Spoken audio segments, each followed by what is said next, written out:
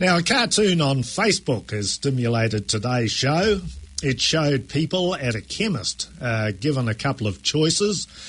One was to queue up exclusively for pharmaceutical pills.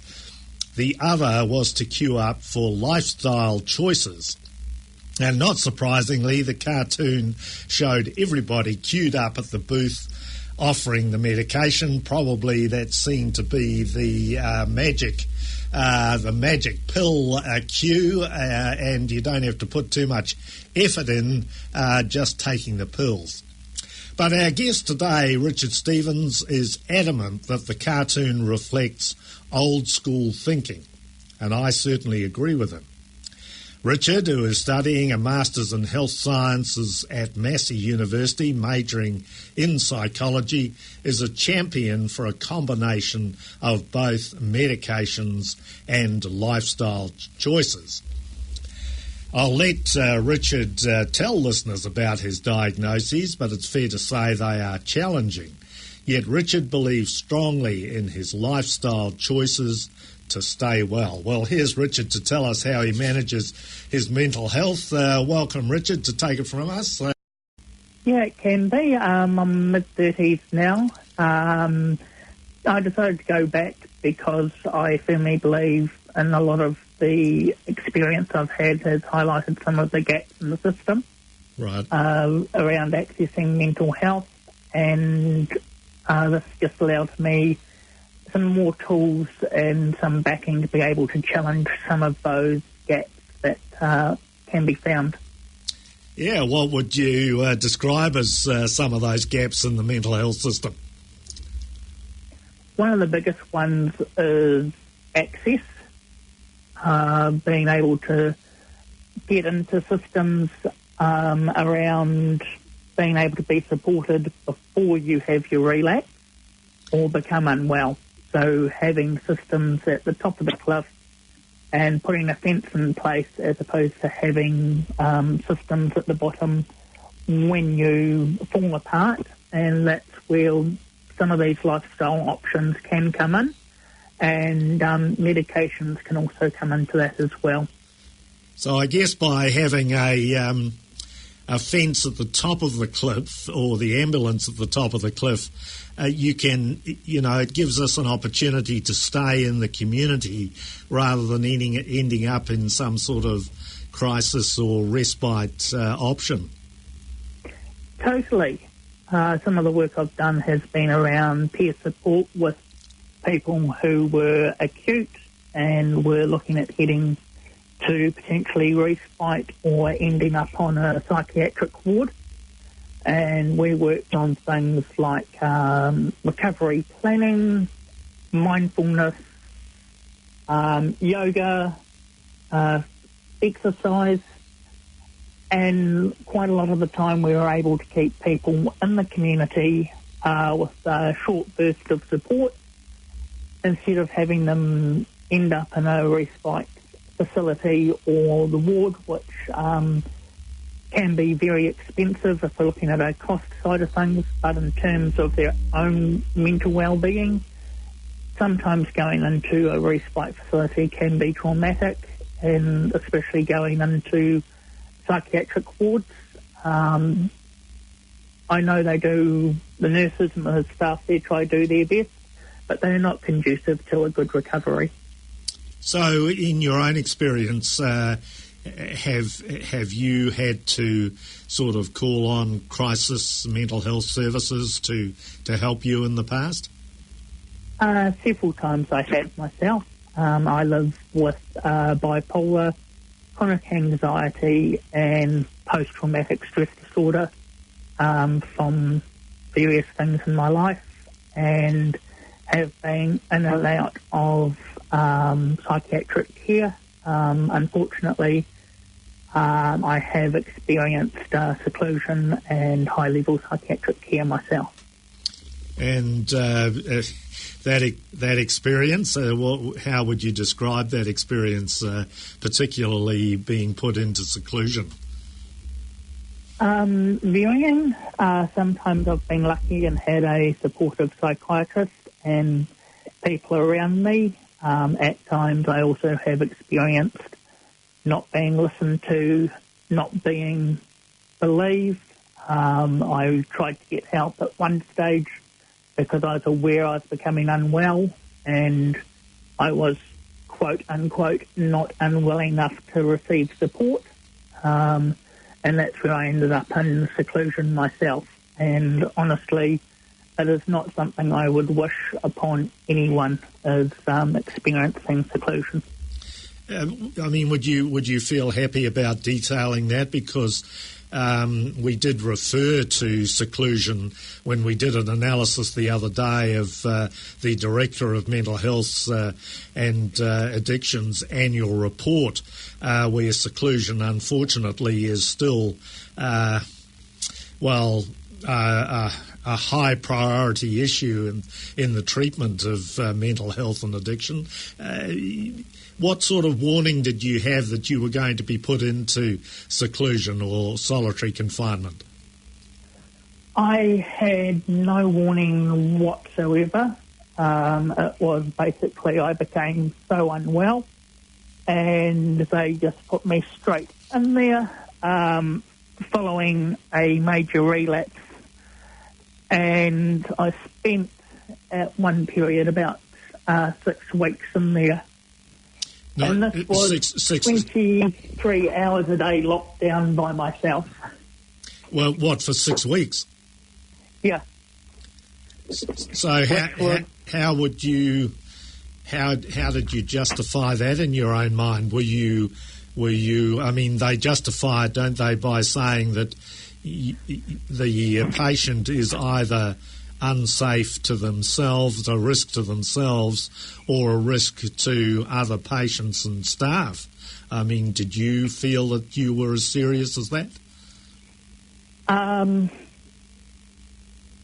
There were safety concerns when I had my relapse, and it was just going through the process of, after my relapse and getting medication and that sort of thing stabilised. Unfortunately, it also coincided with public holidays and people just not being available or following processes. So the suggestion there is that it was public holidays, there were fewer staff on, and it was convenient to put you in seclusion in order to overcome those staff shortages. Part of it, yes. Right. So, given those diagnoses, and thank you for sharing those diagnoses, you're quite courageous, I would suggest, in adopting lifestyle options as part of your therapy and part of your treatment and part of your recovery. It helps me on a day-to-day basis. As you alluded to, I use a combination of pharmaceuticals and lifestyle. I love doing my study, my policy work and stuff like that. In the past, I've been on medications that have left me drowsy and unable to think clearly and impaired my cognitive abilities.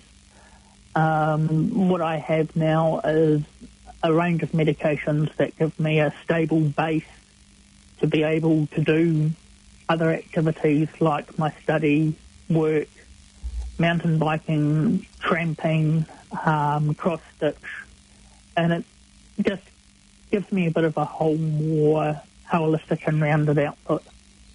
So did getting to that point with your medication, did it take quite a bit of advocating for yourself, speaking up for yourself, describing the side effects that you were experiencing?